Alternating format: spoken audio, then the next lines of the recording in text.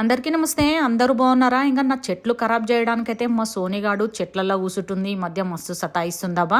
ఇంకా దాని ముచ్చట పక్కన పెడితే ఈ రోజు అయితే నేను కట్టెలపై మీద వంట స్టార్ట్ చేసిన. ఎందుకో మీకు అర్థమైపోయి ఉంటది, గ్యాస్ అయితే బుక్ అవుతలేదనమాట. సిలిండర్ ఖాళీ కావడానికి వచ్చింది, అందుకనే కట్టెలపై మీద అయితే వంట మొదలు పెట్టేసి కట్టెలపై మీద వంట చేసుడేమో గానీ పెంట అయితే అయ్యిందబ్బా. అదేందనేది లాస్ట్ వరకు చూడు. ఈ వీడియోకి అయితే ఒక లైక్ కొట్టరబ్బా, సబ్స్క్రైబ్ చేసుకోరి. ఇంకా రైస్ కిన్వా అర్ధగంట సేపు నానబెట్టి ఇట్లా పొయ్యి మీద పెట్టేసి జరంత ఉప్పు కూడా వేసిన అనమాట. ఎండాకాలం అన్నం తొందరగా ఖరాబ్ కావద్దంటే ఉప్పు అయితే వేసుకోవాలి. అలా ఒక ముచ్చట చెప్దాం అనుకుంటున్నా. మా అమ్మనైతే మేము చిన్నగా ఉన్నప్పుడు కట్టెలపై మీద ఇట్లా అన్ని ఒకటేసారి కలిపి తీసుకొచ్చి పొయ్యి మీద పెట్టేదబ్బా. ఇంకా మా అమ్మ ఎట్లా వండినా కానీ కూరలు అయితే మస్తు కమ్మ కుదురుతుండే. ఇంకా నేను ఈరోజు అదే ఫాలో అయిపోయినా. ఇంకా నేను కూడా అన్ని ఒకటేసారి కలిపి పొయ్యి మీద పెట్టేసిన అనమాట.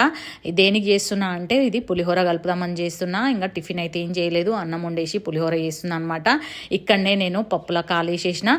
అన్నము మంచిగా అయింది అనుకున్నా, అన్నం అయితే మొత్తం మెత్తగా అయిపోయింది. మనం ఒకటి తెలిస్తే దేవుడు ఒకటి తలిచిండు అన్నట్టు ఇంకా నేను పులిహోర చేద్దామంటే అది కాస్త ఉప్మా అయిపోయిందబ్బా.